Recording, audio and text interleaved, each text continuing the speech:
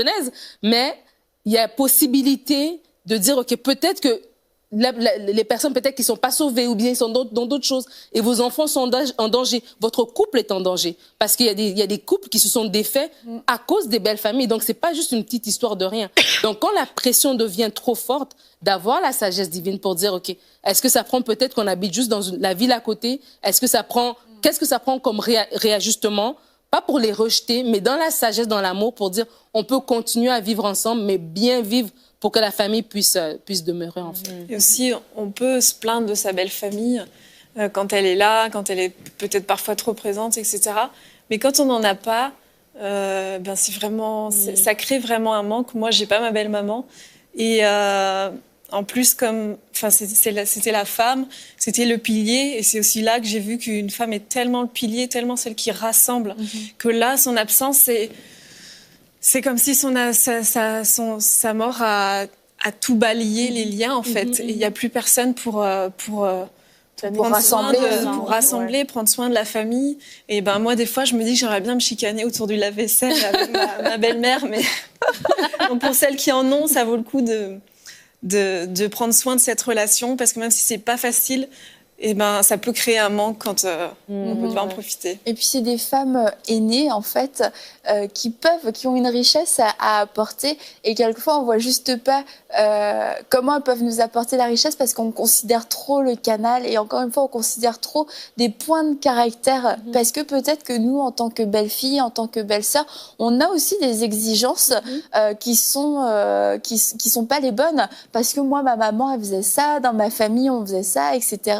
Oui, bah, dans cette famille, on ne fait pas comme ça. Et on peut se positionner quand on arrive dans une belle famille comme bah, moi, je sais mieux que tout le monde et puis je vais vous réapprendre la vie. Et en plus, c'est vrai que quand tu arrives dans une famille, tu vois les choses de façon extérieure. Donc, c'est vrai que tu peux voir des choses qui sont juste, peut-être des manières de fonctionner, des injustices et tout ça. Mais quand on arrive en tant que grande justicière dans cette belle famille, t'es qui pour parler comme ça à cet homme, à cette femme?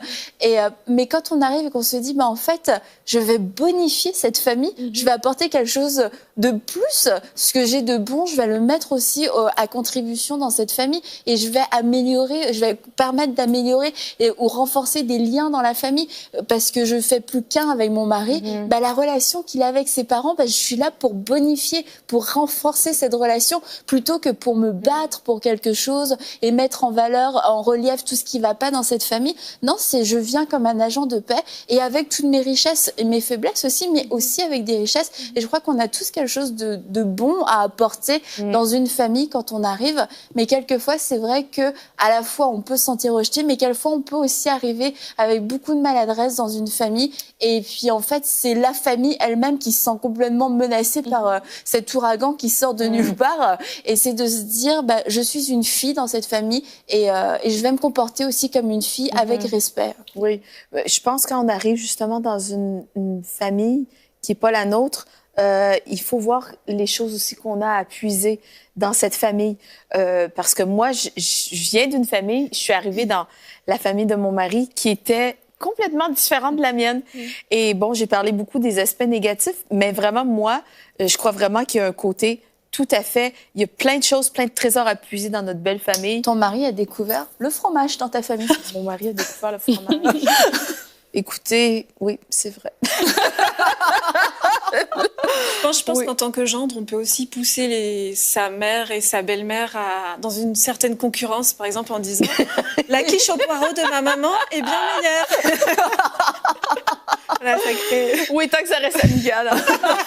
Mais moi, vraiment, j'ai puisé beaucoup de sagesse dans la vie dans la présence vraiment de ma belle famille parce que fondamentalement, ils ont été vraiment construits totalement différents de ma famille. Et pourtant, moi, j'ai grandi dans une famille heureuse. J'ai une enfance que je qualifie de très heureuse. Puis j'arrive dans sa famille, mais la base des relations était vraiment différente. Et là, j'ai découvert que je pouvais me confier à ma belle-mère. J'ai découvert que j'ai puisé vraiment dans sa sagesse. Elle aimait énormément étudier à propos des relations familiales, comment élever des enfants. Et moi, j'ai Est-ce qu'elle te faisait asseoir, Mathilde? Oui! On va discuter. Et vraiment, pour moi, c'était vraiment un trésor que je chéris. Et c'est pour ça, des fois, quand nos belles-mères sont parties, on peut chérir nos belles-sœurs. Et j'ai une belle-sœur extraordinaire, Carole. Et vraiment, c'est une amie pour moi. On se voit, quand on se voit pas toujours, mais quand on se voit, c'est comme si on s'était vu hier. Et vraiment, on est devenus des amis instantanés. Et je pense vraiment que le cœur de Dieu, c'est qu'on soit en harmonie avec nos belles familles. Et moi, je veux vraiment... je suis en train de réfléchir, quand mes filles vont se marier, je me dis, je veux vraiment être la belle-mère que Dieu veut que je sois, accueillir ces gendres d'une manière digne du cœur de Dieu, avec tout l'amour de Jésus, puis vraiment comme... je veux être une source d'inspiration. Je veux que ma maison, ça soit un refuge, un endroit où les gens aiment se rassembler. Et je pense que c'est ça aussi. Et qui te préfèrent à leur propre mère. On a compris. Non, pas nécessairement, pas du Moi, tout. oui. Non, mais c'est important de savoir, de marcher dans l'honneur de toute façon et de dire que cette famille devient la mienne aussi. Ouais. Et je crois que quand tu acceptes quelqu'un, tu l'acceptes en fait dans sa totalité.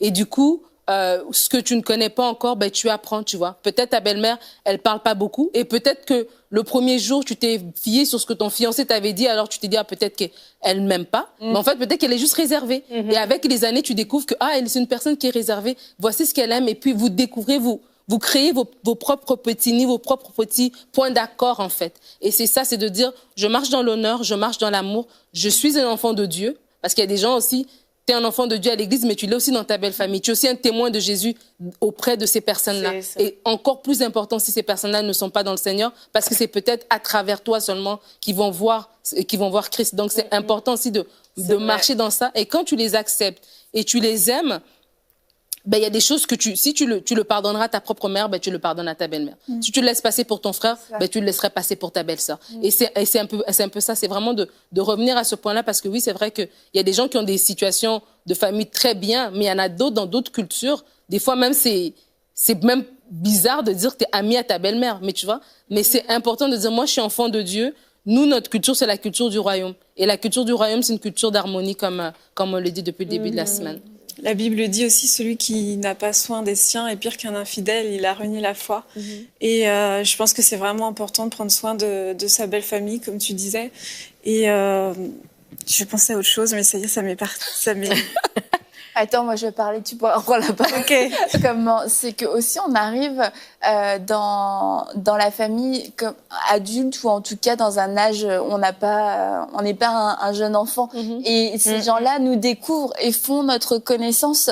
Et nous aussi, on fait leur connaissance. Et peut-être qu'avec notre fiancé, on se connaît déjà plus, on a déjà tissé des liens, on a déjà découvert nos personnalités. Et en fait, c'est normal aussi que ça puisse prendre du temps. Il n'y a pas forcément un coup de foudre instantané entre la belle famille et entre les deux belles familles. Il n'y a pas forcément un coup de foudre instantané, mais c'est des relations qui sont toujours en progression et en évolution.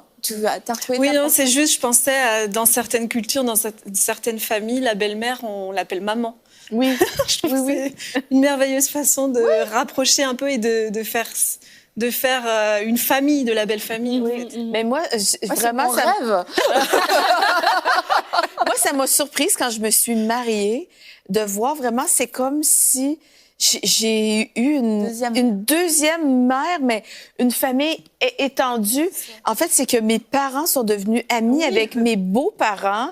C'était comme des inséparables. Et puis après, en fait, ça facilitait toutes les grandes occasions.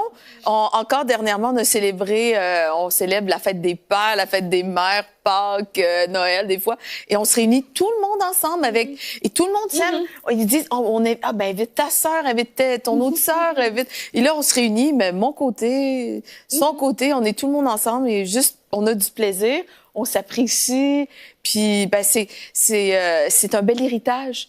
Moi, je trouve que c'est un bel héritage. La famille, c'est qu'est-ce qu'il y a de plus précieux, je pense, quand on est ici. Et je pense aussi, parce que là, on a beaucoup parlé en tant que belle-fille, mais je pense qu'il y a aussi des belles-mères qui nous suivent.